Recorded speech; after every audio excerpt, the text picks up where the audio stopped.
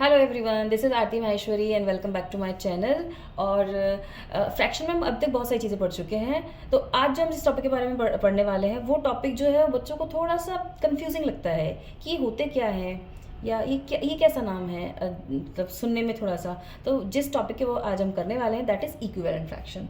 Okay, तो equivalent fraction जो है वो सुनकर के दिमाग में आता है इक्विवेलेंट फ्रैक्शन। कई बार तो बच्चे इसका प्रोनाउंस भी गलत करते हैं, this is equivalent fraction. It is not equivalent fraction, it is equivalent fraction. Okay, तो ये होता क्या है और कॉन्सेप्ट क्या है बेसिकली। इक्विवेलेंट फ्रैक्शन जो है वो फ्रैक्शन में जो नंबर न्यूमरेटर एंड डिनोमिनेटर होते हैं वो इंक्रीज एंड डिक्रीज होते रहते हैं, बट द बेसिक वैल्यू जो होती है वो that remains same. Okay, let's understand with example.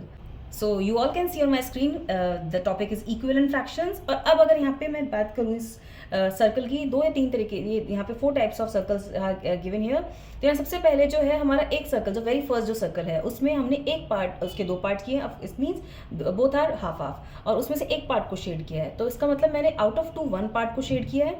So like this is 1 part I have shaded, this is 1/2, मतलब 2 में से एक part, half part we have shaded. Next अगर हम इसके आगे बढ़े तो हमने उसी सर्कल के 4 पार्ट्स किए। अब out of 4 I have shaded 2 parts, which is again 4 का हाफ तो 2 ही होता है बेसिकली। तो out of 4 2 parts are shaded in this. Okay, तो नेक्स्ट हम आगे चलें तो हमने इसी सर्कल के 6 पार्ट्स किए हैं, और हमने 6 में से क्या किया है, कितने पार्ट शेड किए हैं, now 3 parts are shaded.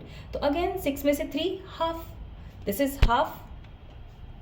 Okay, और इसके आगे जाएं तो जो नेक्स्ट सर्कल है उसके 8 पार्ट्स किए हैं, 1 2 3 4 5 6 7 8, और 8 में से कितने पार्ट शेड किए हुए हैं, 4। तो चलो अगर आप देखें, इसको ध्यान से समझने की कोशिश करेंगे तो हमने पार्ट्स, नंबर ऑफ पार्ट्स बढ़ाते जा रहे हैं। हम यहाँ पे पहले 2 थे, फिर 4 हुए, फिर 6 हुए, फिर 8 हुए, लेकिन हर बार हम जो पार्ट शेड कर रहे हैं, जैसे हम ऊपर भी नंबर इंक्रीज हो रहा है, पहले 1 था, फिर 2 हुआ, फिर 3 हुआ, फिर 4 हुआ, लेकिन एज पर डिनोमिनेटर अगर हमने 2 है तो उसमें से 1 पार्ट शेड किया, दैट इज हाफ। अगर 4 है तो उसमें से 2 पार्ट शेड किए, दैट इज अगेन हाफ। अगर 6 है तो 6 का हाफ क्या हुआ, 3, तो दैट इज 3/6, इसमें भी हमने हाफ पार्ट शेड किया है। और 8 है तो उसमें से भी हमने हाफ पार्ट शेड किया है, which is 4 parts we have shaded. Equivalent fraction is the fraction where value will remain same irrespective of numbers. Numbers कम और छोटे और बड़े हो सकते हैं, लेकिन वैल्यू विल रिमेन सेम। इन सब में value is half. Okay, let's understand with one more example. This is again, यहाँ पे भी ये स्क्वायर है और इसमें से 1 पार्ट जो है शेड किया हुआ है, दिस इज हाफ। और इस 4 में से हमने अगेन 2 पार्ट शेड किए, this 1 and 2, we have shaded 2 parts out of 4। जो 2 जो है वो 4 का हाफ होता है। अब नेक्स्ट अगर फिगर पे जाएं हम, इस वाले फिगर पे, तो यहाँ पे हमारे पास 4 पार्ट्स हैं, out of that we have shaded 3। Okay, I hope you are getting कि 4 में से 3 पार्ट शेड किए हुए हैं और 1 पार्ट को छोड़ा हुआ है। तो हम 8 में से क्या कर देंगे, 8 में से इसका जस्ट डबल, 3 का just double. Okay, is also double of 3। तो यहाँ पे हमने 8 पार्ट्स किए हैं, उसी फिगर के 8 पार्ट्स किए हैं, और उसमें से हमने 6 पार्ट्स को शेड किया है। Again this is 3/4, 3 parts out of 4 are shaded, so out of 8 6 parts are shaded. तो I hope it's quite clear to you कि equivalent fractions are the fractions जिसमें बेसिक वैल्यू जो फ्रैक्शन की होती है वो सेम रहती है। Numerator and denominator can be in increasing और decreasing order. Let's understand with few examples. Like there is 1/2। अगर 1/2 है, मुझे इसे इक्विवेलेंट फ्रैक्शन निकालना है। एक सिंगल नंबर और सेम नंबर से आपको मल्टीप्लाई करना है, ऊपर भी एंड नीचे भी। सो लेट्स अंडरस्टैंड, सपोज मुझे 1/2 का कोई इक्विवेलेंट फ्रैक्शन चाहिए, तो आई विल मल्टीप्लाई, बहुत बेसिक से स्टार्ट करते हैं। I will multiply by 2 both side. ऐसा नहीं है कि आपने डिनोमिनेटर को मल्टीप्लाई कर दिया और न्यूमरेटर को छोड़ दिया, या न्यूमरेटर को कर दिया किसी और से, डिनोमिनेटर किसी और से कर दिया। No, it's not like that. एक ही नंबर से आपको दोनों साइड मल्टीप्लाई करना है। So this is 1 2s are 2 and 2 2s are 4, same. It means 1/2 and we will write it here, 1/2 is equivalent to 2/4. We are not going to say this is equal. These are equivalent. Their values will remain same. Their values will be same. Numbers can be could be anything. Values will remain same. इसी का हम एक और निकालते हैं। Suppose मुझे और चाहिए 1/2 multiply bye, let's multiply by 3 और 4 5 6, I'll multiply it by 6. So 1 6 are 6 and 2 6 are 12. 6/12, again these are equivalent fraction. आप जब भी इनको रिड्यूस करेंगे, इनको लोएस्ट टर्म में चेंज करेंगे, their value will come 1/2। Let's take one more, 1/2 multiply by 11, 1 11s are 11, 2 11s are 22. So I can say 11/22 22.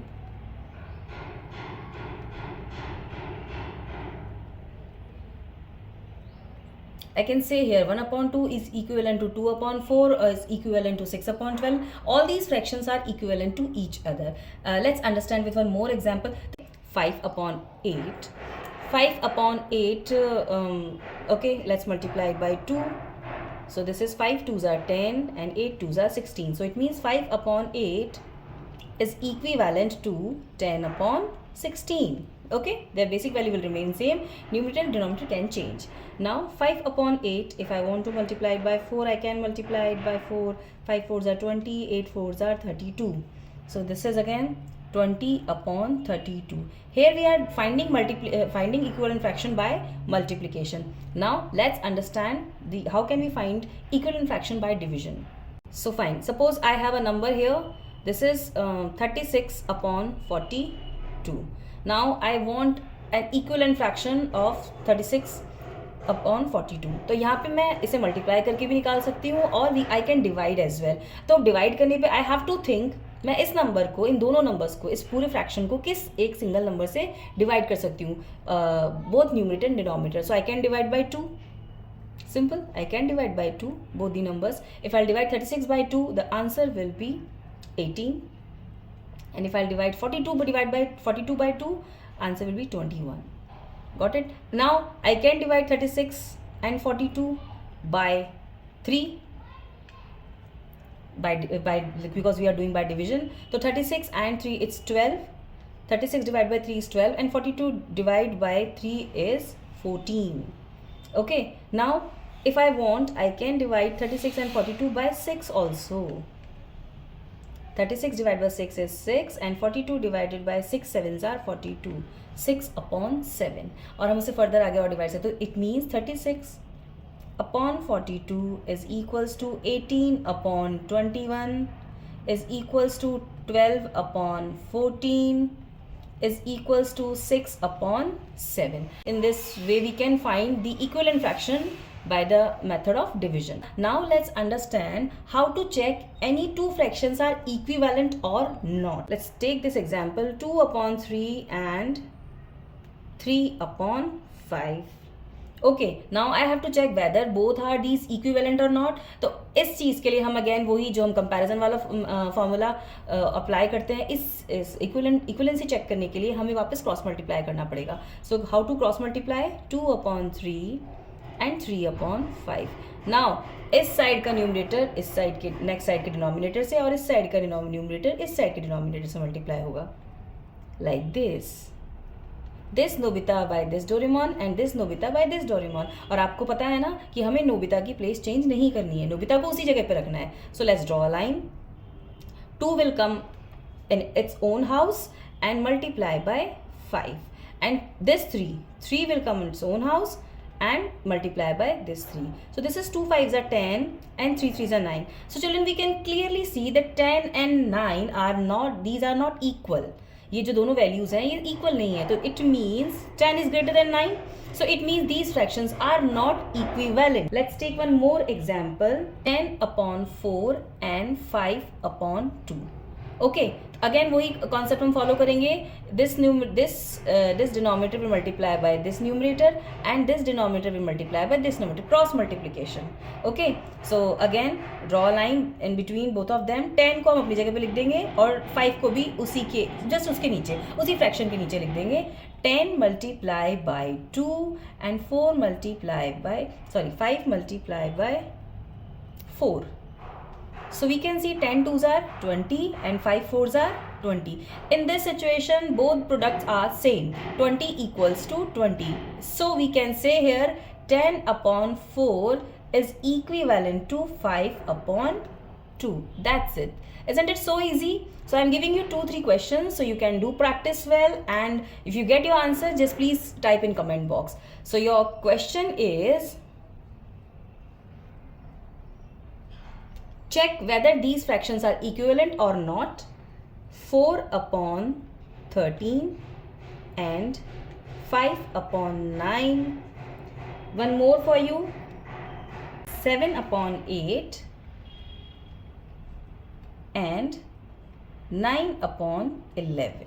Okay, stay tuned and keep learning. Bye bye.